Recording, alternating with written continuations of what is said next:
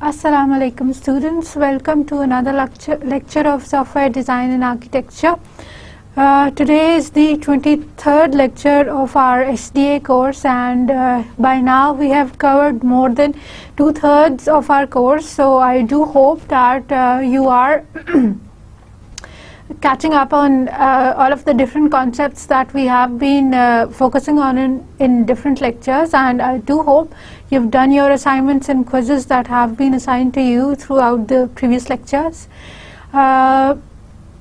अभी तक 22 लेक्चर माशाल्लाह हमारे हो चुके हैं, और मैं उम्मीद करती हूँ कि आप लोग साथ साथ इनको कवर कर रहे हैं, क्योंकि इसमें बहुत सारे इस तरह के कॉन्सेप्ट्स हैं कि जो आपने अभी इसी कोर्स में पहली दफ़ा ही देखे होंगे। कुछ इस तरह के हैं जो प्रीवियस से रिलेटेड है, लेकिन कुछ बिल्कुल नए कॉन्सेप्ट्स हैं, तो साथ साथ कवर करते रहेंगे तो तभी जो है इंशाल्लाह एंड तक आपका ये बिल्कुल सही से अच्छे से कंप्लीट हो जाएगा। ठीक है, तो एक तो हम आर्किटेक्चर की डिटेल्स देख रहे हैं, दूसरा डिज़ाइन की डिटेल्स देख रहे हैं। अब प्लीज़ रिमेंबर, डिज़ाइन की डिटेल्स खाली इस तरह आपको तब तक जो है वो परफेक्टली नहीं आ सकती जब तक आप इसको सफिशिएंटली प्रैक्टिस नहीं करते। ठीक, तो other than the assignments that you have been given, graded assignments और डिस्कशंस तो अपनी जगह हैं ही सही, आप अपने तौर पे भी ज़रूर इन जो डिज़ाइन की हमारी डिफरेंट डायग्राम्स हम अभी तक करते रहे हैं, बिल्कुल basic sum analysis level design की करते रहे हैं,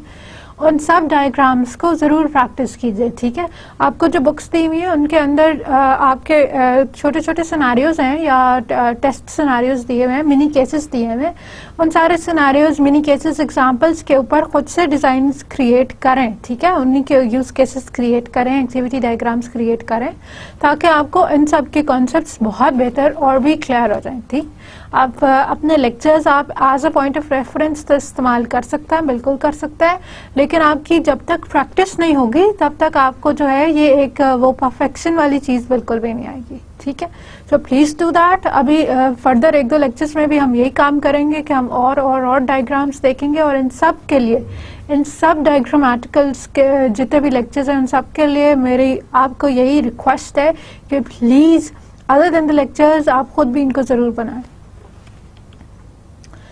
लास्ट टाइम हमने क्या किया, क्लास रिस्पॉन्सिबिलिटी कोलैबोरेशन कार्ड्स देखे। ठीक है, हमने what we covered was CRC cards और क्लास रिस्पॉन्सिबिलिटी कोलैबोरेशन कार्ड्स।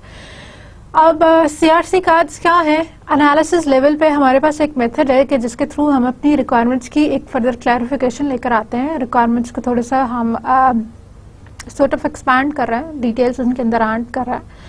अगर रिक्वायरमेंट्स चेंज करनी है, अगर रिक्वायरमेंट्स में कोई चेंजिंग हो सकती है तो उसकी भी पॉसिबिलिटी हमें यहाँ पे नज़र आ जाती है। तो CRC कार्ड्स फिजिकल कार्ड्स के स्ट्रक्चर हैं जो कि रिप्रेजेंट कर रहे हैं क्लासेस को, और ये क्लासेस हमारी डोमेन लेवल क्लासेस हैं, नॉट सॉफ्टवेयर लेवल क्लासेस।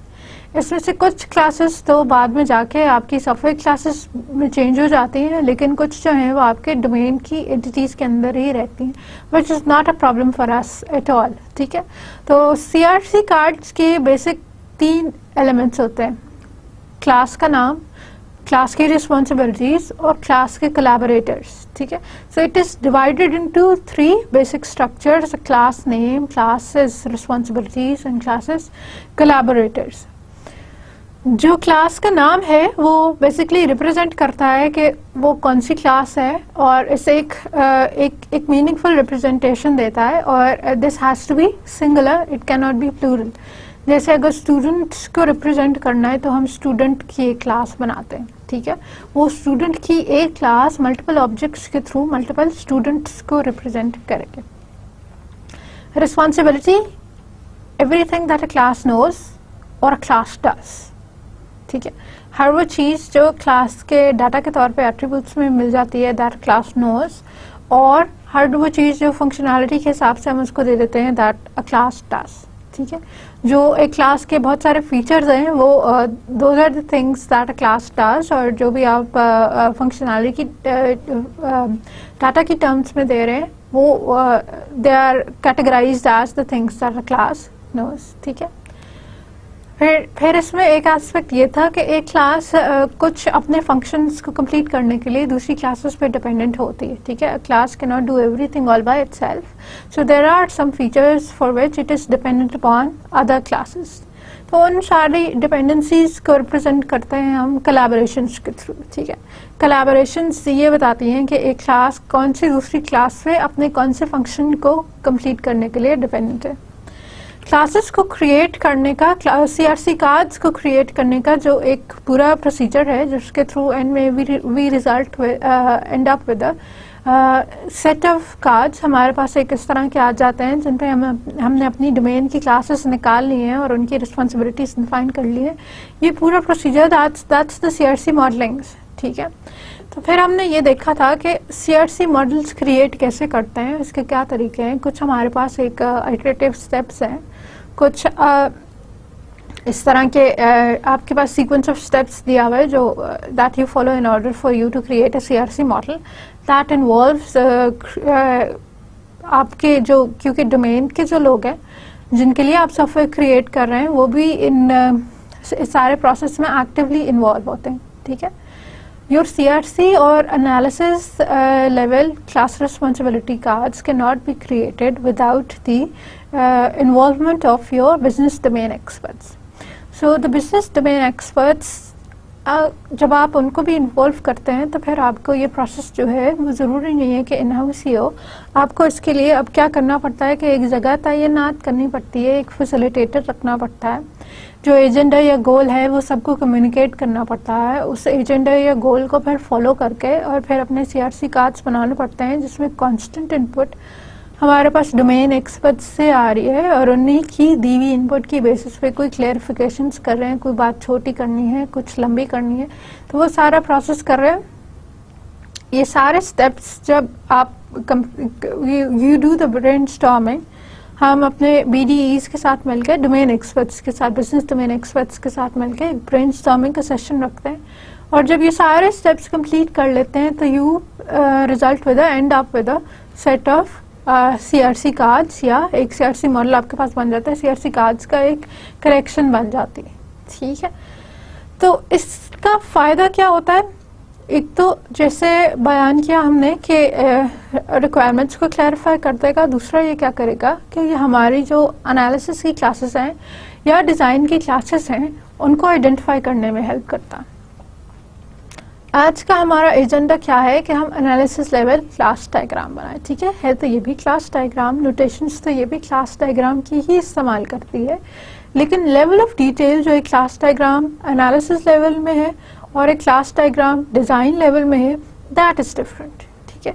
तो आज हम स्टार्ट कर रहे हैं what we are beginning with इस कि हम एनालिसिस लेवल क्लास डायग्राम बना रहे हैं. हम थोड़े से बेसिक्स चेक कर रहे हैं कि क्लास डायग्राम जब हमने निकालनी है, क्लास डायग्राम की स्टेज 1 कंप्लीट करनी है, तो how do we do that, ठीक है. अब इसके अंदर हमें क्या करना पड़ता है? एंटिटीज आइडेंटिफाई करनी पड़ती हैं, एट्रीब्यूट्स आइडेंटिफाई करने पड़ते हैं, कुछ ऑपरेशंस आइडेंटिफाई करने पड़ते हैं और कुछ हमारे पास रिलेशनशिप्स आइडेंटिफाई करने पड़ते हैं जो इन्हीं क्लासेस के बीच में, ठीक है. So let us begin today. Class diagram क्या है? A class diagram is an artifact that defines the classes of the system and provides means to represent their relationships, ठीक है. तो क्लास डायग्राम करती क्या है? क्लास डायग्राम एक इस तरह की चीज़ है, एक आर्टिफैक्ट है जो सिस्टम की क्लासेस को डिफाइन करता है, ठीक है. अब ये classes with respect two objects define हो रही हैं. विद रिस्पेक्ट टू ऑब्जेक्ट्स का क्या मीनिंग है कि जो आपके पास रियल वर्ल्ड में या असल दुनिया में जो एंटिटीज हैं, जो ऑब्जेक्ट्स हैं, उन्हीं एंटिटीज या ऑब्जेक्ट्स को जब हम सॉफ्टवेयर की टर्मिनोलॉजीज में रिप्रेजेंट करने की बात करते हैं तो we end up with classes, ठीक है. जब हमने क्लासेस और ऑब्जेक्ट्स के कॉन्सेप्ट्स रिवाइज किए थे तो तब हमने ये चीज़ देखी थी कि हमारे पास ऑब्जेक्ट्स जो हैं वो रियल वर्ल्ड एंटिटीज हैं that have some attributes and can perform some actions, ठीक. वो असल दुनिया से ताल्लुक़ रखते हैं, कुछ एट्रीब्यूट्स उनके होते हैं, कुछ काम वो कर सकते हैं, ठीक है. और उन्हीं को जब हमने सॉफ्टवेयर में रिप्रेजेंट किया था तो we ended up with classes. Classes in itself खाली ऑब्जेक्ट्स का ब्लूप्रिंट्स हैं, होल्डर्स हैं, उनके ऑब्जेक्ट्स के ब्लूप्रिंट्स हैं. ये सिर्फ एक मैप क्रिएट कर देते हैं और उस मैप की बेसिस पे हम ऑब्जेक्ट्स क्रिएट करते हैं. उस मैप को देख के हम ऑब्जेक्ट्स को इंस्टेंशिएट करते हैं, ठीक है. और जो मैप आपने एक क्लास के अंदर क्रिएट कर दिया है उसी को फॉलो करके ऑब्जेक्ट बनेगा।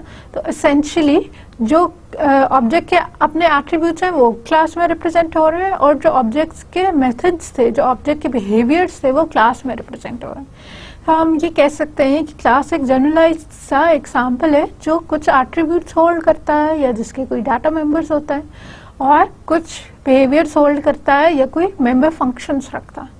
और ये एट्रीब्यूट्स या डाटा मेंबर्स और मेंबर फंक्शंस जो हैं बाद में इस्तेमाल कैसे होते हैं, ऑब्जेक्ट्स की फॉर्म में होते हैं। जब आप क्लास का एक ऑब्जेक्ट क्रिएट कर देते हैं तो उस ऑब्जेक्ट को मेमोरी असाइन हो जाती है, और वो मेमोरी की असाइंड ऑब्जेक्ट जो है that is a real thing, that even software की टर्म्स में भी that is a real thing. वो मेमोरी होल्ड कर रहा है तो वो एग्जिस्ट कर रहा है। फिर वो ऑब्जेक्ट जो है उन बिहेवियर्स को, उन एट्रीब्यूट्स को इस्तेमाल कर सकता है। And provides a means to represent their relationships. ठीक है, तो अब एक काम तो यह है कि इसने क्लासेस बता दी कि आपके सिस्टम के अंदर होंगी कौन कौन सी, और दूसरी क्या चीज़ इसने बता दी कि इनके आपस के रिलेशनशिप्स किस तरह से डिफाइन करेगा, एक क्लास किसी दूसरी क्लास के साथ किस तरह एसोसिएटेड है।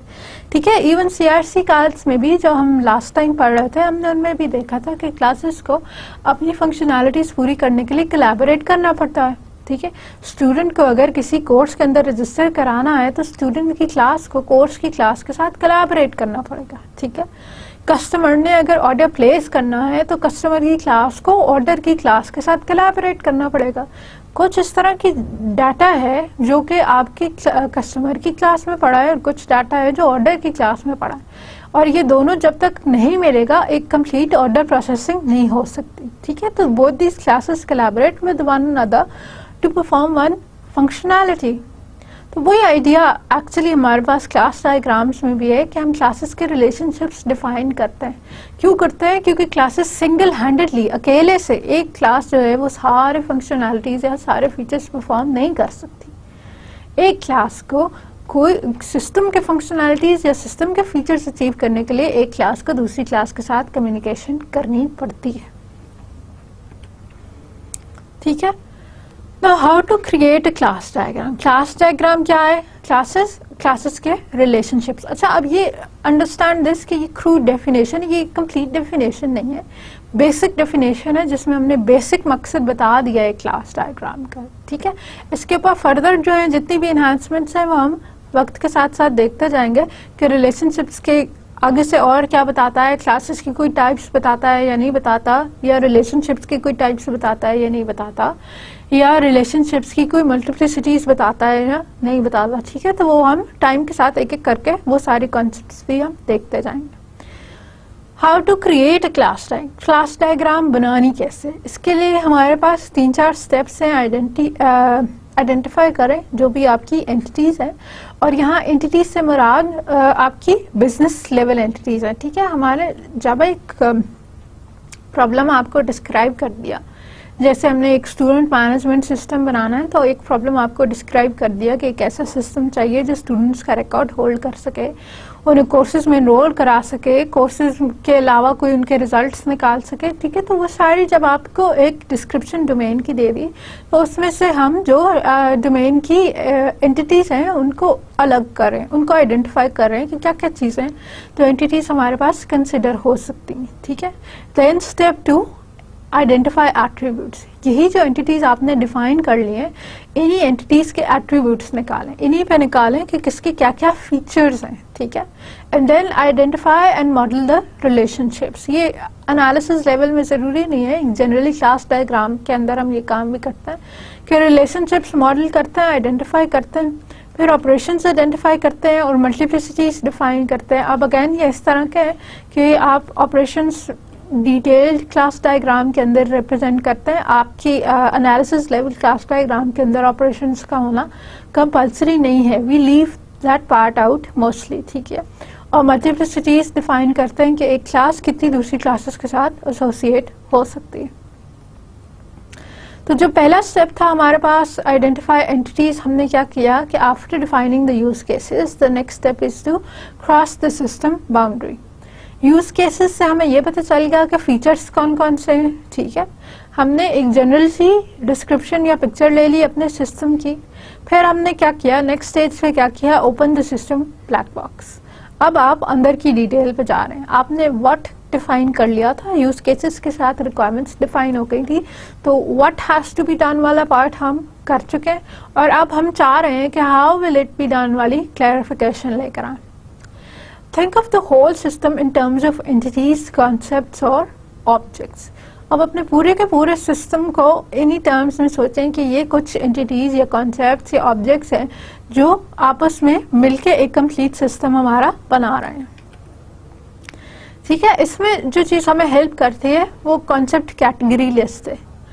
कॉन्सेप्ट कैटेगरी, अभी हमने कहा कि हमने कॉन्सेप्ट्स के तौर पे देखना है, एंटिटीज के तौर पे देखना है, तो how can we do that? We can utilise the concept category list. Concept category list में क्या है, एक हमारे पास लिस्ट है कि जिसमें ये हमारे पास डिफरेंट कैटेगरीज डिफाइन हुई हैं, जिन कैटेगरीज के अगेंस्ट अगर कोई चीज़ हमारी प्रॉब्लम डोमेन में एग्जिस्ट करती है तो हम उसको एक एंटिटी या एक क्लास की हैसियत दे सकते हैं।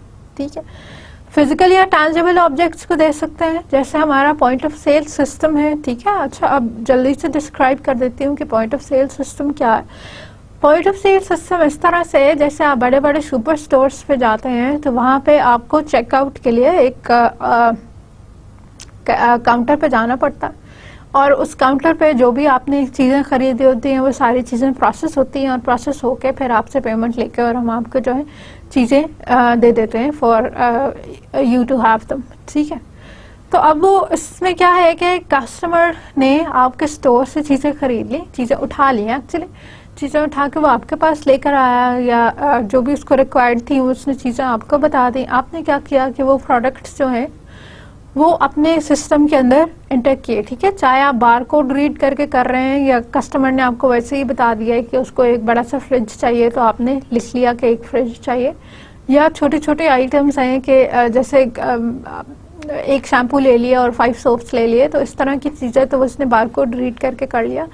खैर जो भी आइटम्स आप उसके पास लेकर आए, आइटम्स प्रोसेस हुए, फिर उसने आपसे ये पूछा कि अभी आपको whether you like to have these items right now or later। ठीक है, तो अगर मैंने खाली शैम्पू खरीदा था तो फिर तो मैं साथ लेके जा सकती हूँ, लेकिन अगर मैंने फ्रिज खरीदा था तो मैं उठा तो नहीं सकती, तो वो आई प्रेफर कि वो फ्रिज जो है वो घर पे डिलीवर कर दें। ठीक है, तो फिर उन्होंने क्या किया कि वो सारी स्पेसिफिकेशंस नोट कर ली कि क्या चाहिए कैसे चाहिए, फिर पेमेंट पे आ गए।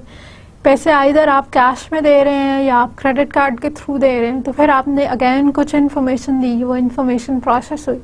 इफ एवरीथिंग इज राइट तो you and up buying the products. ठीक है, सारा कुछ जब सही हो जाता है तो प्रोडक्ट्स आपको मिल जाते हैं और जो एक सेल है वो कंप्लीट हो जाती है। ठीक है, तो अब हमारे पास इसी सारे डोमेन में से हम चीज़ें निकालना चाह रहे हैं कि क्या है और क्या नहीं होंगी। तो फिजिकल एक कैटेगरी हमारे पास ये है कि फिजिकल या टैंजिबल ऑब्जेक्ट्स हमारी एंटिटीज हो सकते हैं। उसके हिसाब से हमारा पॉइंट ऑफ सेल का जो टर्मिनल है, जिस टर्मिनल के ऊपर एक्चुअली एग्जिस्ट कर रहा होगा हमारी पड़ा हुआ होगा सॉफ्टवेयर, वो हमारा एक फिजिकल या टैंजिबल चीज़ है और वो हमारा एक एंटिटी हो सकती है।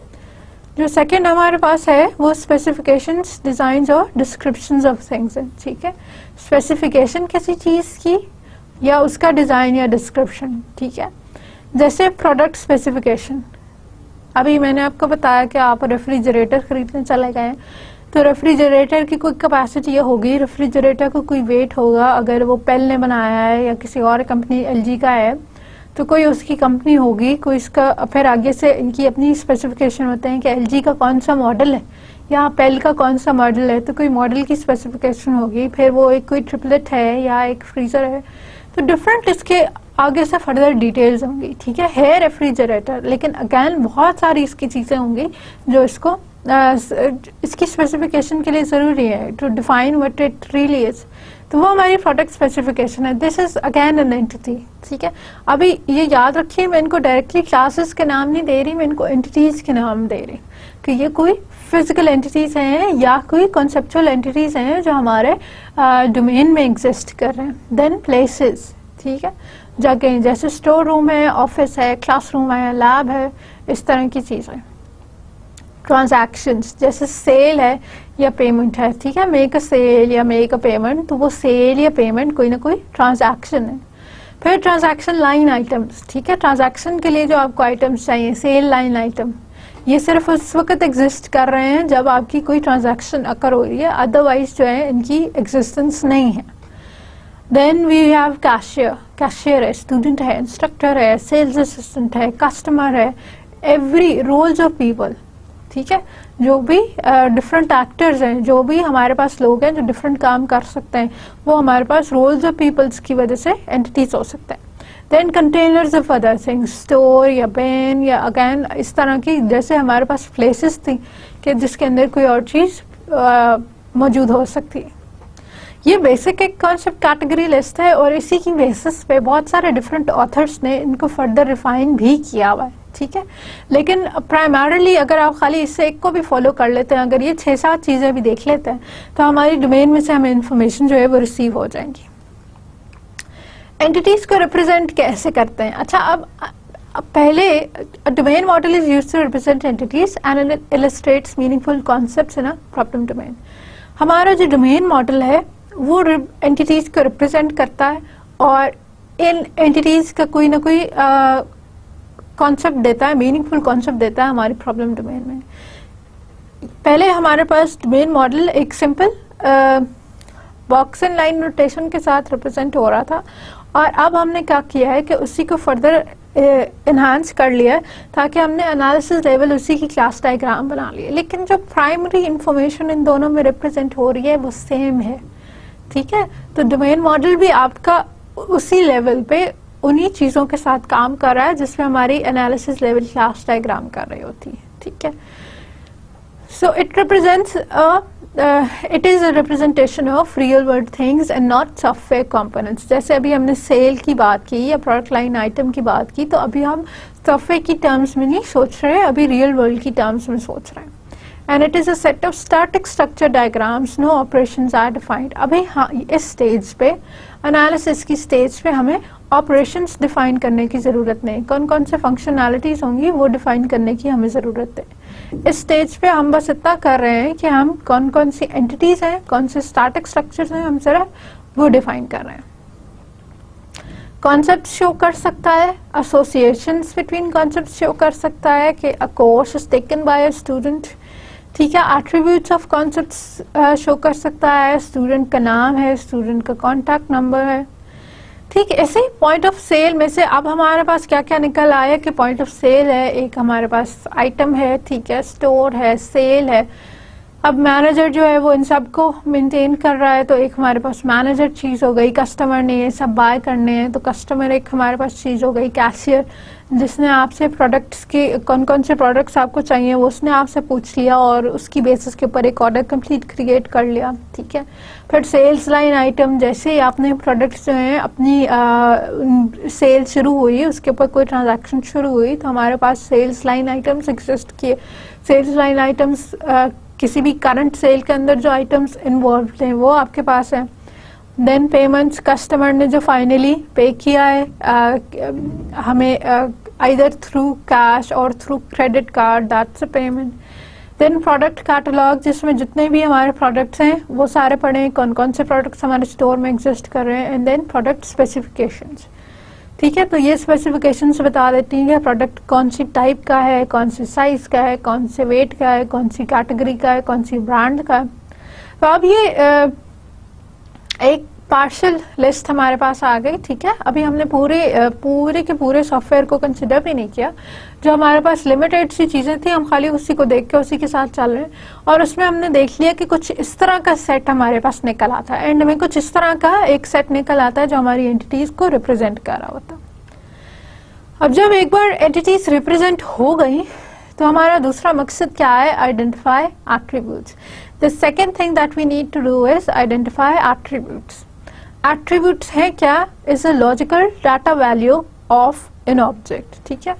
ये डाटा वैल्यू है किसी ऑब्जेक्ट की, ऑब्जेक्ट के साथ एसोसिएटेड है anything that represents that object, ठीक। जैसे हम बात कर रहे थे कि एक स्टूडेंट है, तो स्टूडेंट को अगर आपने बुलाना है, क्लास में आपके पास 100 बच्चे बैठे हैं और आपने किसी एक पर्टिकुलर स्टूडेंट को आवाज़ देनी है, उसको बुलाना है, तो आप उसके नाम से बुलाते हैं, ठीक है। तो ये उसका एट्रीब्यूट है, ये उसकी एक पर्टिकुलर बात है, that is for that object only, ठीक है। तो ये उसकी डाटा वैल्यू है, ठीक है, ये उसका एट्रीब्यूट है। तो एट्रीब्यूट क्या है? जो डाटा वैल्यूज एसोसिएट होती हैं किसी भी ऑब्जेक्ट के साथ, they are called the attributes. A sales receipt, for example, a sales receipt normally includes a date and time, ठीक है। जैसे अगर एक आपने ऑर्डर प्लेस किया और ऑर्डर प्रोसेस होकर आ गया आपके पास, तो आपको रसीद एक मिलेगी, और उस रसीद में क्या आपके पास होगा? कोई तारीख दी हुई होगी, कोई वक्त दिया होगा, किस दिन किस टाइम आपने उनके स्टोर से शॉपिंग की थी और क्या चीज़ें ली थी, वो सारा उसके अंदर दिया होगा।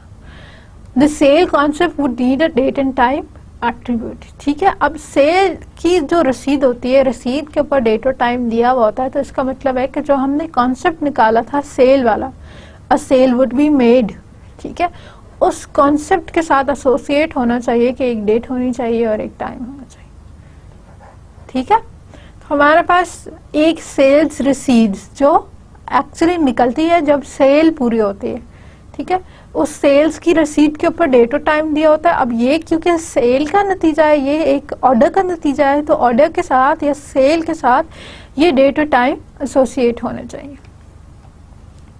अब एट्रीब्यूट्स जब आप निकालें तो कुछ चीज़ें हैं जिनका ख्याल रखें कि एट्रीब्यूट्स सिंपल, ठीक है, कॉम्प्लेक्स एट्रीब्यूट्स ना बनाएं, एट्रीब्यूट्स को सिंपल रखें। जैसे नाम है, एज है, कॉन्टैक्ट नंबर है। अब नाम जो है किसी स्ट्रिंग में होगा, एज इंटीजर्स में होगा, कॉन्टैक्ट नंबर जो है अगेन आपके पास न्यूमेरिक फॉर्मेट में होगा, तो इसमें कोई कॉम्प्लिकेशन नहीं है। हम यूनिट लेवल पे चीज़ों को डिफाइन कर रहे हैं, ठीक है। हम यूनिट लेवल पे यस, नो, दिस, दैट, 24, 27, 23 इस तरह की चीज़ों के अंदर, इस तरह की लेवल के ऊपर हम अपने एट्रीब्यूट्स को डिफाइन कर रहे हैं, कॉम्प्लेक्स एट्रीब्यूट्स नहीं डाल रहे हैं। The type of an attribute should not normally be a complex domain concept such as a sale or airport, ठीक है। तो अब ऐसा नहीं है कि आपने एक कस्टमर का एट्रीब्यूट बना दिया है सेल, ठीक है, या आपने एक पैसेंजर का एट्रीब्यूट बना दिया एयरपोर्ट। हम क्यों नहीं बना सकते? क्योंकि सेल इन इटसेल्फ एक कॉम्प्लेक्स चीज़ है, ठीक है। अभी हमने देखा कि सेल के लिए और तो कुछ हो या ना हो, कम से कम दो चीज़ें होंगी आपके पास, कि एक उसका डेट और एक उसका टाइम जिसपे वो sale actually the sale was actually made, ठीक है। इसी तरह एयरपोर्ट है, एयरपोर्ट का कोई साइज होगी, कैपेसिटी होगी, कोई उसकी लोकेशन होगी, आइदर वो इंटरनेशनल फ्लाइट्स के लिए है या खाली नेशनल फ्लाइट्स के लिए है। डिपार्चर लाउंज उसका 6 फुट पे है, 506 फुट पे है। अब डिफरेंट उसकी अपनी स्पेसिफिकेशंस होंगी, ठीक है, वो कितनी एयरलाइंस को सपोर्ट कर रहा है, वहाँ पे बहुत सारी स्पेसिफिकेशंस होंगी। तो अब एयरपोर्ट जो है वो किसी पैसेंजर का एट्रीब्यूट नहीं हो सकता, क्योंकि ये इन इटसेल्फ एक कम्प्लेक्स एट्रीब्यूट है। तो एट्रीब्यूट्स को सिंपल रखें, छोटी छोटी वैल्यूज जो क्लियरली उस डायरेक्टली रिलेटेड हो आपके बेस कॉन्सेप्ट से या मेन कॉन्सेप्ट से।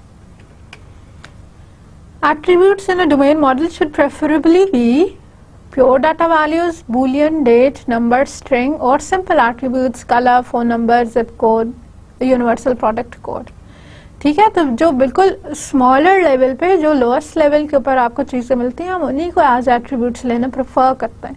हम किसी और ऑब्जेक्ट को जो है एक ऑब्जेक्ट का एट्रीब्यूट बनाना इवन दो कि बना सकते हैं, हम प्रेफर नहीं करते। और जब स्पेशली डोमेन के लेवल पे बात हो रही है, तो डोमेन के लेवल पे एक एट्रीब्यूट को कॉम्प्लेक्स नहीं होना चाहिए।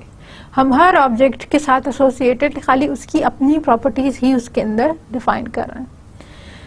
तीसरा स्टेप हमारे पास क्या है? आइडेंटिफाई एंटिटी रिलेशंस, ठीक है। The relationships between the entities identified earlier are known as associations, ठीक है। तो अब हमने नेक्स्ट क्या करना है कि एसोसिएशंस बनानी है, जो जो क्लासेस हमने बना ली थी उसके बीच में। एक आपके पास स्टूडेंट की क्लास है फॉर एग्जांपल, और एक कोर्स की क्लास, ठीक है। तो स्टूडेंट क्या करता है? ही इनरोल्स इन अ कोर्स। तो अब हमने एसोसिएशन बना ली, एक स्टूडेंट जो है, a student इनरोल्स in a course, ठीक है। और एक हमारे पास फॉर एग्जांपल प्रोफेसर की क्लास आ गई। अब professor teachers a course, professor कोई कोर्स पढ़ाता है, स्टूडेंट कोई कोर्स लेता है, एनरोल्स इन अ कोर्स, ठीक है। तो अब हमने अपने रिलेशनशिप्स डिफाइन कर लिए जो डिफरेंट एंटिटीज हैं उनके बीच में। An association is a relationship between concepts that indicate some meaningful and interesting connection, ठीक है। तो ये एसोसिएशन हम क्या कहते हैं, इन्हीं रिलेशनशिप्स को कहते हैं। Association can be named, associations compulsory नहीं है कि इनका कोई नाम हो, लेकिन नेम्ड हो सकती हैं। जैसे मैंने बात की कि स्टूडेंट एनरोल्स है ना, तो ये जो एनरोल्स है ना, ये जो हमने चीज दी हुई है, ये नेम ऑफ द एसोसिएशन दिया हुआ है, ठीक है। Associations can be identified using common associations list, ठीक है। Associations की हम एक कंप्लीट एक लिस्ट क्रिएट कर सकते हैं जब हमारे पास जिस तरह कॉन्सेप्ट कैटेगरी लिस्ट है और उसमें से आइडेंटिफाई करके हमने एंटिटीज बना ली, तो उन एंटिटीज के एसोसिएशंस फिर दूसरी एंटिटीज के साथ हम इसी तरह क्रिएट कर सकते हैं।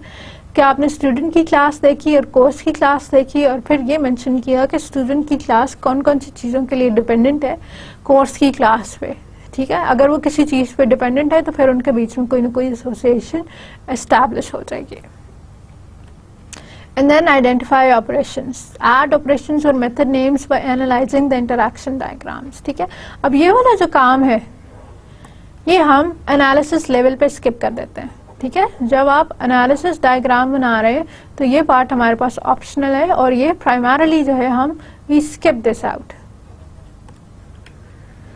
The method for each class can be identified by analyzing the interaction diagrams. अब interaction diagrams में even activity diagrams भी आ जाती हैं और more sophisticated sequence diagrams वगैरह भी आ जाती हैं, communication diagrams भी आ जाती हैं।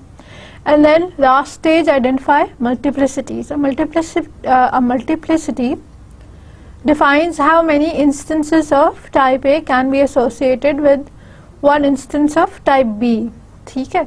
अगर एक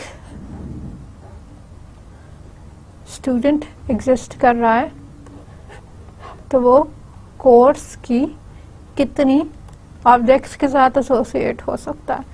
one student can take for example 5 courses, ठीक है। मिनिमम वो एक कोर्स लेगा तो मैं उसको स्टूडेंट कहूँगी और वो मैक्सिमम 5 कोर्सेज लेगा तो वो स्टूडेंट हो सकता है, नो मोर नो लेस, ठीक है। एक कोर्स जो है वो एक टाइम में मल्टीपल स्टूडेंट्स ले सकते हैं, इसकी कोई लिमिट नहीं है। अंडर ग्रेड के स्टूडेंट्स हो सकते हैं, पोस्ट ग्रेड के हो सकते हैं, एक डिपार्टमेंट में हो सकते हैं, किसी दूसरे डिपार्टमेंट वाले भी हो सकता है, वही सब्जेक्ट पढ़ रहे हैं। तो कोर्स जो है वो एक्चुअली 0 to many, वे बहुत सारे स्टूडेंट्स जो हैं वो उठा सकते हैं।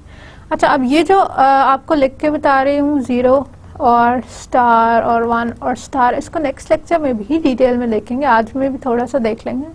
लेकिन ये आज के एनालिसिस लेवल डायग्राम के लिए कोई इतना कंपल्सरी नहीं है, हम बस एसोसिएशंस तक बनाते हैं एनालिसिस में, that's all we need to do. यहाँ पे ये देख लें कि ये आपके पास लोअर लिमिट होती है कि कम से कम कितने एसोसिएटेड होंगे, और ये हमारे पास अपर लिमिट होती है जो ये बताती है कि ज़्यादा से ज़्यादा कितने एसोसिएट हो सकते हैं। A single instance of a store can be associated with many item instances. एक स्टोर के अंदर बहुत सारे आइटम्स एग्जिस्ट कर सकते हैं। तो स्टोर की क्लास का एक ऑब्जेक्ट आइटम की क्लास के मेनी ऑब्जेक्ट्स के साथ एसोसिएटेड हो सकता है, ठीक है। अब इसी की बेसिस पे हमने एक डोमेन मॉडल क्रिएट कर लिया या एक जनरल सा मॉडल क्रिएट कर लिया, इसी को एनालिसिस लेवल क्लास डायग्राम भी कहते हैं, ठीक है। जानबूझ के दोनों टर्म्स यहाँ इस्तेमाल कर रही हूँ क्योंकि अभी तक इंडस्ट्री में दोनों टर्म्स इस्तेमाल होती हैं, डोमेन मॉडल भी होता है और एनालिसिस लेवल क्लास डायग्राम भी होता है। तो अंडरस्टैंड कि इनका मीनिंग एक्चुअली एक ही है, ठीक है। क्यों एक ही है? क्योंकि ये same level of information represent कर रहे हैं, ठीक। अब इसी एग्जाम्पल पे जो हम चल रहे थे उसका एक फाइनल प्रोडक्ट हमारे पास आ गया। एक let's begin with the store class. एक हमारे पास स्टोर है, स्टोर की क्या हमारे पास प्रॉपर्टीज हैं कि उसका एड्रेस हमारे पास दिया हुआ है और नेम एड्रेस हुआ है। स्टोर स्टॉक्स आइटम्स, ठीक है। तो स्टोर के अंदर जो चीजें हमारे पास मौजूद हैं वो क्या हैं? आइटम्स। स्टोर संभाल के रखता है, कीप्स आइटम्स, ठीक है।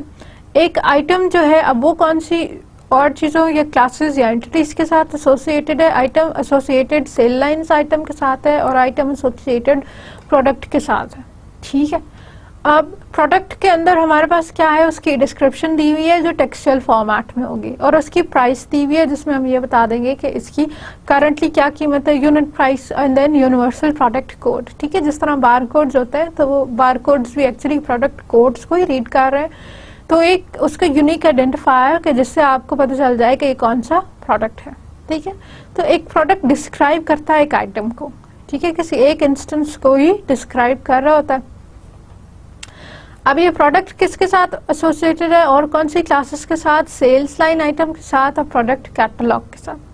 Product catalogue contains products. ठीक है, जो प्रोडक्ट्स की कैटलॉग है या उसकी जो लिस्ट है, उस लिस्ट के अंदर कंटेन्स या पड़े क्या होते हैं, हमारे पास प्रोडक्ट्स पड़े होते हैं। ठीक है, ये लिस्ट क्या करेगी कि डिफरेंट कैटेगरीज के हिसाब से आपको बता देगी कि कौन कौन से प्रोडक्ट्स मौजूद हैं। आइदर होम अप्लायंसेस, तो होम अप्लायंस में आप रेफ्रिजरेटर्स ले सकते हैं, टेलीविजन ले सकते हैं, एसीज ले सकते हैं, स्टोव्स ले सकते हैं। ठीक है, और अगर आप क्लोथिंग एक्सेसरीज में जा रहे हैं तो आप क्लोथिंग फॉर मेन देख सकते हैं, क्लोथिंग फॉर वुमेन देख सकते हैं, क्लोथिंग फॉर चिल्ड्रन देख सकते हैं। तो डिफरेंट कैटेगरीज बता देता है और फिर कैटेगरीज के अंदर जो जो आइटम्स पड़े हैं वो बता देता है। ठीक है, कि अगर वही रेफ्रिजरेटर्स में आ रहे हैं तो आप पेल का ले सकते हैं, एलजी का ले सकते हैं, नेशनल का ले सकते हैं, जो जो उनके मॉडल्स हैं उन सब की डिटेल्स हमारे पास कैटलॉग में पड़ी हुई होगी। ठीक है, देन सेल्स लाइन आइटम।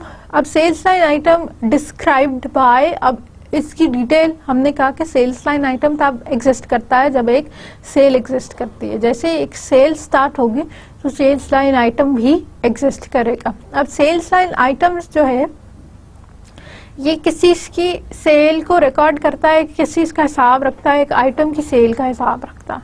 ठीक है, और इसकी डिस्क्रिप्शन हमें कहाँ से मिलती है, इसकी डिस्क्रिप्शन हमें मिलती है प्रोडक्ट्स में से। तो प्रोडक्ट वाले जो हमारी क्लास है, प्रोडक्ट वाली जो हमारी एंटिटी है वो that has an association with the sale line item entity. अब सेल के अंदर क्या था कि डेट थी कोई और टाइम के बंद था। किसी एक पर्टिकुलर डेट पे किसी एक पर्टिकुलर टाइम में कोई सेल अकर हो सकती है। ठीक है, आप दिन के ट्यूसडे को 5 बजे गए हैं तो आपके पास जो रसीद आएगी उस पर लिखा होगा कि ट्यूसडे को 5 बजे जो है आपने ये पर्टिकुलर सेल जो है वो कंप्लीट की। ये सेल इनिशिएट कौन करता है, कस्टमर करता है। ठीक है, कस्टमर से हमारा सारा प्रोसेस स्टार्ट होता है। कस्टमर पहले ही रिक्वेस्ट पुट करता है और उसकी रिक्वेस्ट के नतीजे में हमारी सेल इनिशिएट होती है या स्टार्ट होती है। ठीक है, और इस सेल फिनिश कैसे होती है या सेल का एक और नतीजा या इसका वो क्या होता है, क्या sale is paid by payment. ठीक है, वही कस्टमर जो है वो इस सेल के अगेंस्ट कोई ना कोई पेमेंट या अमाउंट जो है वो पे करता है, तो फिर हमारी सेल कंप्लीट होती है। ठीक है, फिर हमारे पास क्या है कि मैनेजर जो है point of sale transaction start करता है।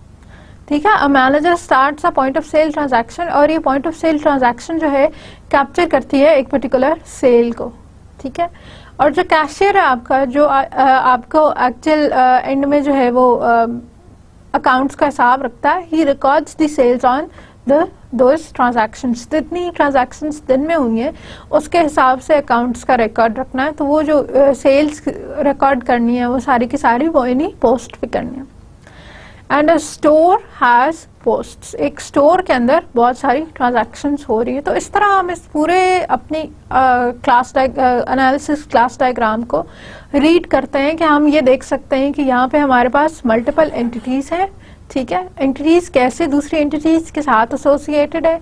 Sales line item associated product के साथ है। फिर हमने ये भी बता दिया एसोसिएशन की टाइप क्या है, एसोसिएशन का नाम क्या है कि डिस्क्राइब्ड बाय एसोसिएशन है। फिर हमने ये भी बता दिया कि मल्टीप्लिसिटी क्या है। एक प्रोडक्ट जो है वो बहुत सारे सेल्स लाइन आइटम की डिस्क्रिप्शन प्रोवाइड कर सकता है।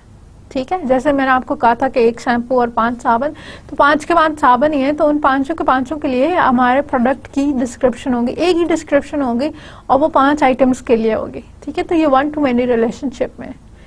इसी तरह प्रोडक्ट कैटलॉग 1 से लेके any number of products hold कर सकता है। प्रोडक्ट कैटलॉग तब कहेंगे कि मतलब लिस्ट इसको तब कहेंगे कि जब इसमें कम से कम एक प्रोडक्ट तो मौजूद हो। तो एक प्रोडक्ट मौजूद होगा, उसके अलावा कितने भी और प्रोडक्ट्स मौजूद हो सकते हैं, ठीक है। तो एक प्रोडक्ट कैटलॉग कम से कम एक और ज़्यादा से ज़्यादा कोई भी नंबर ऑफ प्रोडक्ट्स होल्ड कर सकती है। इसी तरह एक स्टोर जो है वो प्रोडक्ट कैटलॉग्स इस्तेमाल करता है, ये एक ही प्रोडक्ट कैटलॉग जो है वो इस्तेमाल करेगा, एक से ज़्यादा की इसको ज़रूरत नहीं है, ठीक। तो इसी तरह सारे जो हमारे रिलेशनशिप्स थे जो हमने डिफाइन किए, हमने उनकी मल्टीप्लिसिटीज दे दी, हमने ये बता दिया कि कौन सी दूसरी एंटिटी के साथ कितनी अमाउंट में किस तरह से एसोसिएटेड है।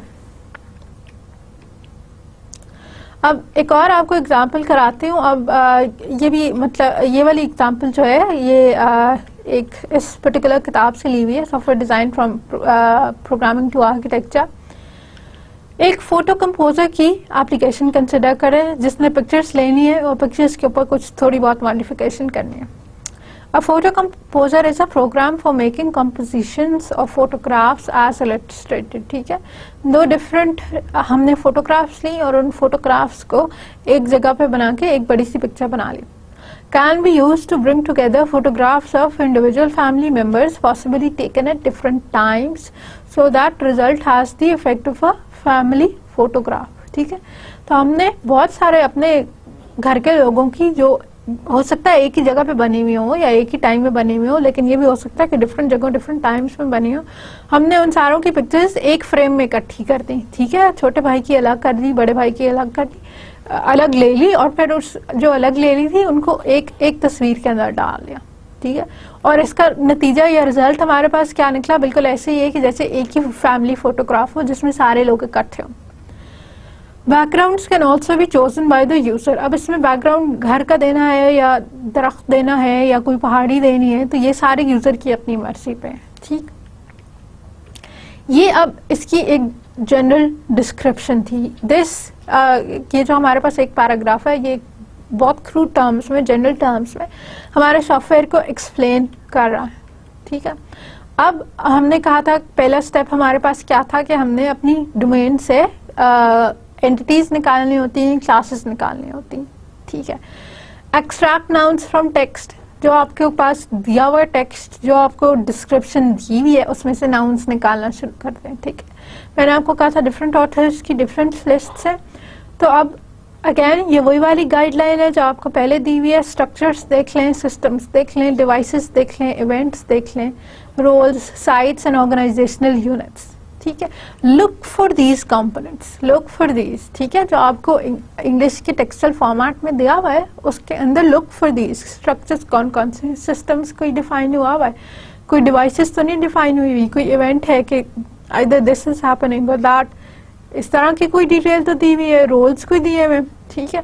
और ये कोड और योर्डन की क्लासिफिकेशन है। इसके अलावा हमारे पास बूच की क्लासिफिकेशन है जो डिस्कवरी और इन्वेंशन पे बेस्ड है कि अगेन आप उसी को रीड करके उसमें से वही नाउन फ्रेजेस निकाल रहे हैं and you keep creating as many as you require. अब हमने क्या किया कि जो एग्जिस्टिंग हमारे पास डॉक्यूमेंट था उसमें से पहली चीज हमने कर ली कि नाउन्स निकाल लिए।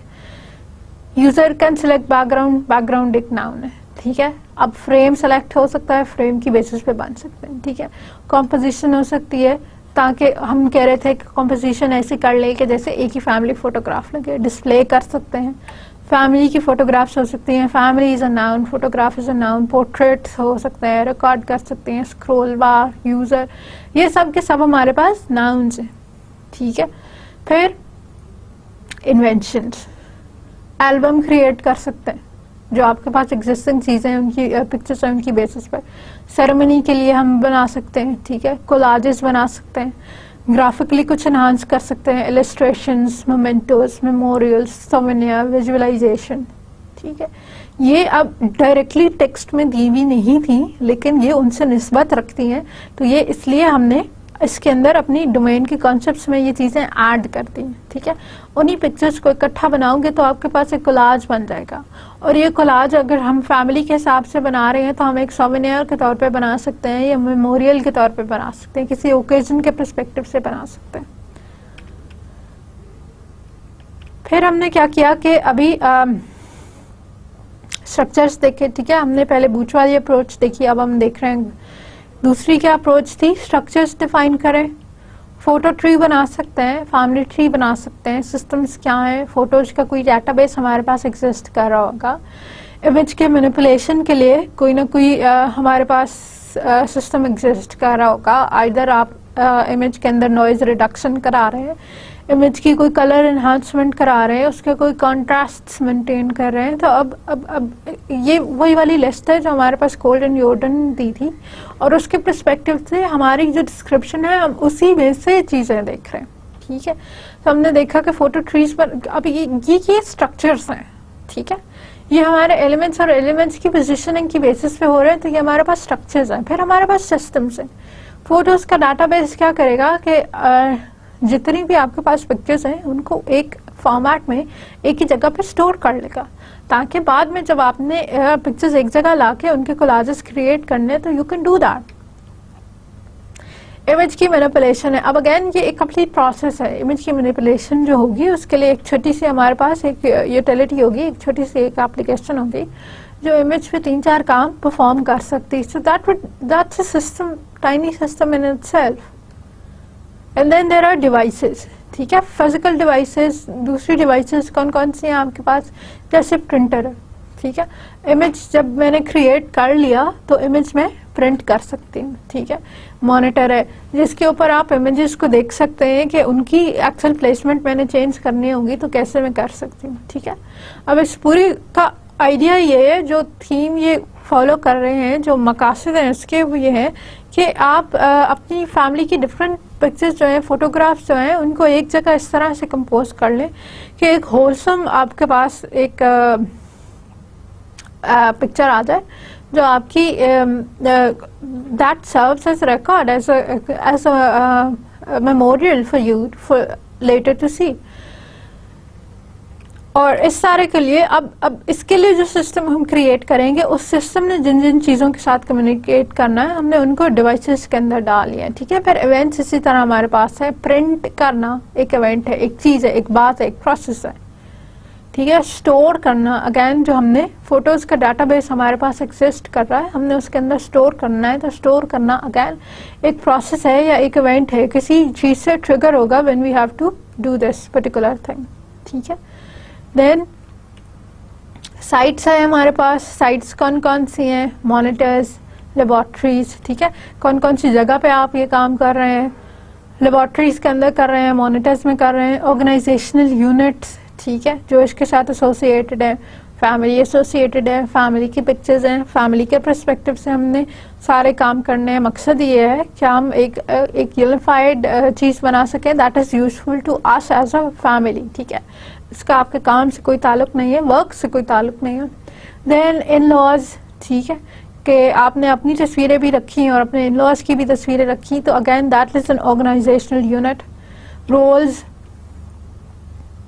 ठीक है, रोल्स में जैसे कंपोजर का रोल आ गया, any person, any actor that actually composes those pictures, जो उन सारी पिक्चर्स को एक यूनिफाइड जगह पे लेकर आता है, चेंज करता है।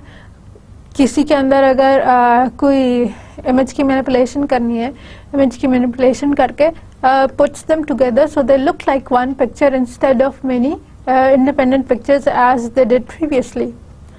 And then you've got presenter, ठीक है, user।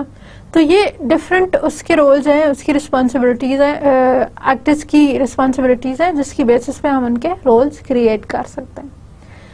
ठीक है, अब कलेक्टेड क्लास के कैंडिडेट्स कौन कौन से हो सकते हैं? अब हमने अपनी वो स्टडी कर ली कि क्या क्या चीज़ हो सकती है, डोमेन अपनी स्टडी कर ली, और अब हमने लिस्ट निकाली कि लिस्ट में क्या क्या है। एल्बम है, background, frame, ceremony, collage, composer, composition, display, family, graphics, illustration, image, laboratory, print, record, scroll बार। तो ये सारे जो है नाउन्स हमने ये निकाल के रख लिए जो हमारी उस लिस्ट में किसी न किसी कॉन्सेप्ट के साथ कोलैबोरेट कर रहे थे, कॉन्सेप्ट के साथ एसोसिएटेड थे। तो उसकी बेसिस पे हमने कैंडिडेट क्लासेस की एक कंप्लीट लिस्ट बना ली। ठीक है, now these are refer to as candidate classes. ये हो सकता है, अभी तो ये कॉन्सेप्ट है, ये हो सकता है कि हम इनको डोमेन क्लासेस का या एनालिसिस लेवल क्लासेस का दर्जा दे दें। हो सकता है कि हमें इनकी ज़रूरत ना पड़े और हम अपने फाइनल एनालिसिस डायग्राम के अंदर इसको ना डालें। ठीक है, अभी हमने कहा कि मे बी हम डालें, मे बी हम ना डालें, तो ये डिसीजन किस बेसिस पे होता है, फिल्टरिंग किस बेसिस पे होती है, इसके लिए दो गाइडलाइंस हमारे पास अवेलेबल है। ठीक है, एक रैम्बर्ग एट अल की है और एक कोड योर्डन की है, कोड एंड योर्डन। अब रैम्बर्ग एट अल क्या कहते हैं कि आप स्टे इन द डोमेन। अगर कोई कॉन्सेप्ट ऐसा है जो एग्जैक्टली डोमेन से रिलेटेड नहीं है तो उसको डोमेन की क्लास बनाने की जरूरत नहीं है। नीडेड डोमेन से एसोसिएटेड है लेकिन रिक्वायर्ड है भी या नहीं है। सेवरल एट्रीब्यूट्स तो नहीं है, इस तरह का तो नहीं है कि आपके पास सिंगल एट्रीब्यूट के बजाय कोई कलेक्शन ऑफ एट्रीब्यूट आ रही है जो आप फर्दर एक्चुअली ब्रेक डाउन कर सकते हो। सेवरल ऑपरेशंस उसके हैं या नहीं है, सेवरल इंस्टेंसेस हैं या नहीं। ठीक है, जिसको आप एक एंटिटी की हैसियत दे रहे हैं उसके एट्रीब्यूट्स एक से ज्यादा होंगे या नहीं होंगे, ऑपरेशंस होंगे या नहीं होंगे, इंस्टेंसेस होंगे या नहीं होंगे। ठीक है, एंड देन स्टैंडर्ड एंटिटी इस तरह की एंटिटी है जो इस डोमेन के लिए ऑलवेज एग्जिस्ट करती है या नहीं करती। And then it is clear, are you very sure उसके नाम से, उसकी हैसियत से रिप्रेजेंट हो रहा है कि उसने क्या काम करना है या नहीं करना। ठीक है, एंटिटी की डिस्क्रिप्शन से ही ये बात आपको क्लियर हो रही है कि इसने what it is meant to do, what it is meant to be. फिर हमारे पास क्या है, रिडंडेंट तो नहीं है, इस तरह तो नहीं है कि एक ही चीज को हमने दो डिफरेंट नाम देके और दो डिफरेंट दफा काउंट कर लिया। और पहले भी हमने कहा था, फोटो भी हमने कहा था और इमेज भी हमने कहा था। अब ये एक्चुअली रिप्रेजेंट तो एक ही चीज को करते हैं, फोटो भी वही होता है और इमेज भी वही होता है, लेकिन हमने रिडंडेंट करके दो इसकी डिफरेंट नाम करके हमने ट्वाइस इसको काउंट तो नहीं कर लिया। Should it be N attribute, ठीक है, इस तरह की चीज तो नहीं है कि जिसकी पूरी एंटिटी लेवल की हैसियत नहीं होनी चाहिए, क्लास लेवल की हैसियत नहीं होनी चाहिए, रादर एक एट्रीब्यूट की होनी चाहिए। ठीक है, अब जैसे आप अगर ले स्टूडेंट का रजिस्ट्रेशन नंबर, ठीक है, स्टूडेंट का रजिस्ट्रेशन नंबर जब हम डोमेन में से उठाते हैं तो हमें लगता है कंप्लीट एंटिटी है, एक पूरी बात, CNIC नंबर, रजिस्ट्रेशन नंबर एक बात है, लेकिन एक्चुअली एसोसिएटेड किसी दूसरी क्लास के साथ है। स्टूडेंट का रजिस्ट्रेशन नंबर खाली स्टूडेंट के परस्पेक्टिव से एग्जिस्ट करता है, तो ये उसका एक डिफाइनिंग कैरेक्टरिस्टिक है, ये उसका एक एट्रीब्यूट है, not an entity in itself. ठीक है, should it be an operation, कोई ऐसी चीज तो नहीं है कि जो इवन दो के नाउन तो जरूर है लेकिन ये किसी स्ट्रक्चरल एलिमेंट को एग्जिस्ट नहीं कर रहा, रादर किसी प्रोसेस को रिप्रेजेंट कर रहा है। ठीक है, अगर ये स्ट्रक्चरल एलिमेंट को रिप्रेजेंट कर रहा है तो फिर तो हम इसको क्लास का दर्जा दे सकते हैं। अगर ये किसी प्रोसेस को रिप्रेजेंट कर रहा है तो then this should be an operation. Should be left for design phase, ऐसी तो नहीं है चीज की जिसकी डिटेल अभी हम रहने दें, ये डिटेल जो है डिजाइन फेज में आएगी, because this is more pertaining to the software level classes instead of the domain level classes. ठीक है, तो ऐसी डिटेल तो नहीं है, ऐसी क्लास तो नहीं है कि जिसका सॉफ्टवेयर में ताल्लुक है, अभी डोमेन से ताल्लुक नहीं है। तो डोमेन लेवल चीजें बना रहे हैं तो फिर तो ठीक है, हम एनालिसिस क्लास डायग्राम में बना लेंगे, लेकिन अगर डिटेल में जा रहे हैं तो फिर हम वी लिव फॉर दैट कि जब हम class design level class diagram बनाएंगे तो या हम उसमें इसकी डिस्क्रिप्शंस देख लेंगे। अब इसी तरह से कि अभी वो जो स्टेन डोमेन की बात हो रहे थे, अब जैसे डिस्प्ले है, ये खाली आपके फोटो फ्रेम से, फोटो एप्लीकेशन से इसका ताल्लुक नहीं है। डिस्प्ले एक जेनेरिक कॉन्सेप्ट है जो बहुत सारी चीज़ों के लिए होता है। इवन स्टूडेंट का रिजल्ट डिस्प्ले किया जा सकता है, हमारे वेदर की फोरकास्ट डिस्प्ले की जा सकती है, तो ये डोमेन का कॉन्सेप्ट नहीं है। ग्राफिक इलस्ट्रेशन, ठीक है, मॉनिटर्स, रिकॉर्ड, स्क्रॉल बार, ये डोमेन से रिलेटेड नहीं है, थोड़े सॉफ्टवेयर से रिलेटेड है, इनका ताल्लुक एग्जैक्टली डोमेन से नहीं है, थोड़े सॉफ्टवेयर से रिलेटेड है, जेनेरिक है। ठीक है, अब needed, album, background, frame, ceremony, collage, ये सारे के सारे हमारे सॉफ्टवेयर की रिक्वायरमेंट्स को कुछ थोड़ा एक्सप्लेन करने के काम आ रहे हैं। लेकिन क्या ये चीज़ें भी आ रही हैं? इन लॉज, अब फैमिली या इन लॉज आप किसी की भी तस्वीर बनाएं, हमारे सॉफ्टवेयर को तो इससे फर्क नहीं पड़ा। ठीक है, ऐसा तो नहीं है कि इन लॉज हैं तो वो थोड़ी ज़्यादा अच्छी तस्वीर बना देगा और अगर आप अपनी फैमिली के बना रहे हैं तो थोड़ी सी हल्की क्वालिटी के बना लेगा। सॉफ्टवेयर को इनकी डिफ्रेंशिएशन से फर्क नहीं पड़ेगा। ठीक है, तो ये that's not needed, even though कि हमारी डिस्क्रिप्शन में एग्जिस्ट कर रहा था, लेकिन again that's not needed. Redundant, ठीक है, अब जैसे कोलाज है, ये कोई एक स्टैंडर्ड डेफिनेशन नहीं है। सेरेमनी, सेरेमनी आप किस चीज़ को कहते हैं, क्लियर नहीं है। इमेज, फोटो, एक ही चीज को आप कह रहे हैं, तो कुछ चीजें अगेन आपको उसी अपनी लिस्ट में से मिलेंगी जो कि या तो रिक्वायर्ड नहीं है, नीडेड नहीं है, या रिडंडेंट है, या क्लियरली डिफाइन नहीं कर रही कि आपका मकसद क्या था इससे। तो वो सारी चीजें हम सॉर्ट आउट फिल्टर करते जाएंगे, वो जैसे जैसे हमें मिलती जाएंगी we'll keep on discarding these. ठीक है, स्टैंडर्ड एंटिटी क्लियर, अगर ये क्लियर है तो फिर आपको ये चेक करना पड़ेगा कि स्टैंडर्ड एंटिटी है या नहीं है, क्लियर एंटिटी है या नहीं है, रिडंडेंट एंटिटी है या नहीं है। फिर ये चेक करना पड़ेगा कि इसको एट्रीब्यूट तो नहीं होना चाहिए। मतलब ये सारे चेक्स आपको हर स्टेज पे बारी बारी लगाने पड़ेंगे।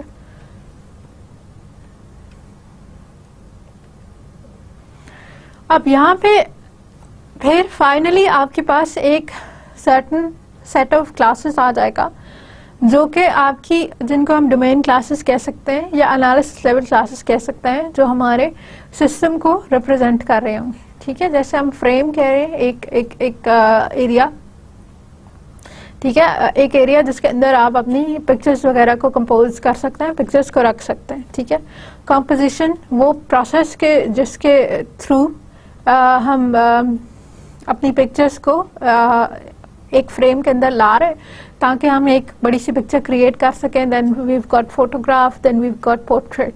ठीक है, तो अब जब क्लासेस आपने डिफाइन कर लिए हैं तो उन क्लासेस के कॉरस्पॉन्डिंग हमें आपको देनी पड़ती हैं इनकी डेफिनेशंस भी। ठीक है, डायरेक्ट डिक्शनरी के अंदर हमने ये डाल दी कंपोजिशन क्या है, it is a collection of photographs whose rendering for example on the monitor takes place in a specific order.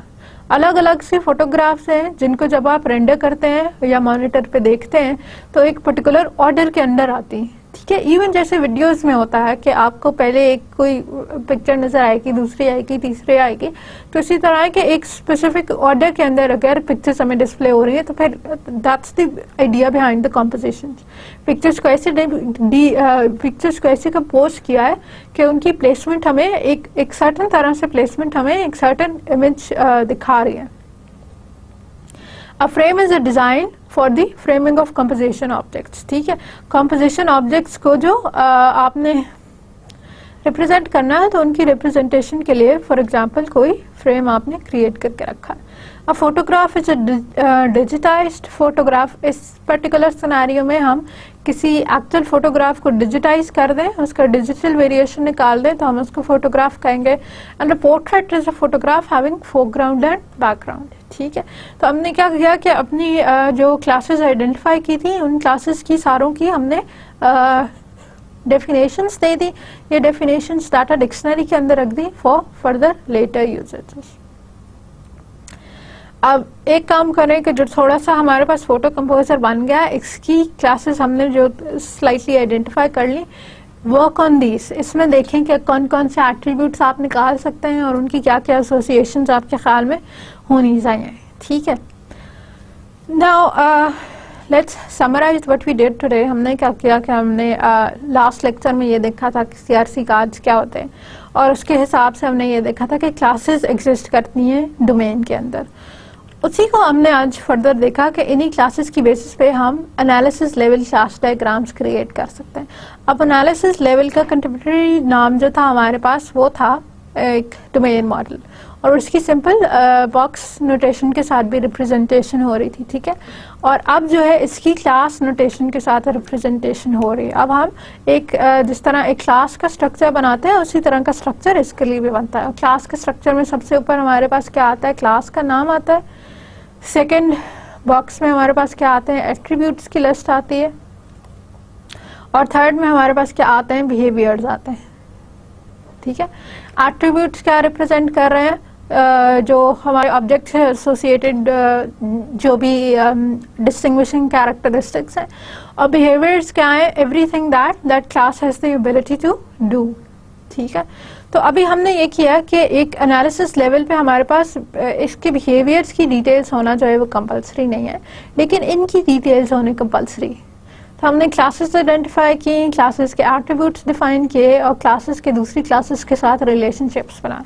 हमने ये चेक कर लिया कि एक क्लास दूसरी क्लास के साथ कैसे एसोसिएट हो सकती है और इस एसोसिएशन की मल्टीप्लिसिटी होगी तो क्या होगी।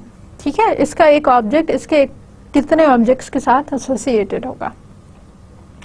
फिर हमने देखा कि ये जो रिलेशनशिप्स हैं इनके नाम हो सकते हैं, ठीक।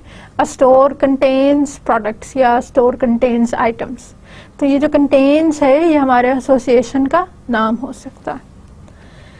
अच्छा, अब इसमें हमने देखा कि 3-4 स्टेप्स थे जो हमें करने पड़ते हैं। एंटिटीज आइडेंटिफाई करनी पड़ती हैं, एट्रीब्यूट्स या ऑपरेशंस आइडेंटिफाई करने पड़ते हैं, रिलेशनशिप्स करने पड़ते हैं और मल्टीप्लिसिटीज करने पड़ते हैं। और फिर हमने ये देखा कि इस सारे को कैसे करना है के लिए भी हमारे पास गाइडलाइंस है, कॉन्सेप्ट कैटेगरी लिस्ट हमारे पास अवेलेबल है। हम उसमें से देख के अपनी एंटिटीज आइडेंटिफाई कर लेते हैं और वंस एंटिटीज आइडेंटिफाई हो गई हैं तो फिर हम ये देखते हैं कि इसमें से कौन सी डिस्कार्ड करनी है और कौन सी रखनी है, ठीक है। अगर वो रिडंडेंट है तो उसको हम डिस्कार्ड करते हैं, उसको आगे ना लेके चले।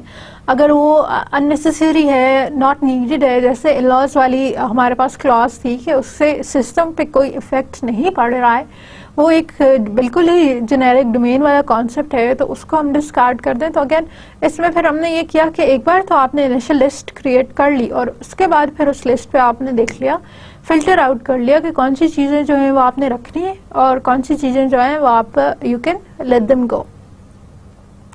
Once you're done with all that, then you end up with a list of classes, ठीक है। जब हमने ये सारा सफाई कर ली, छांटी कर ली, तो फिर हमारे पास एक लिस्ट ऑफ क्लासेस बन जाती है।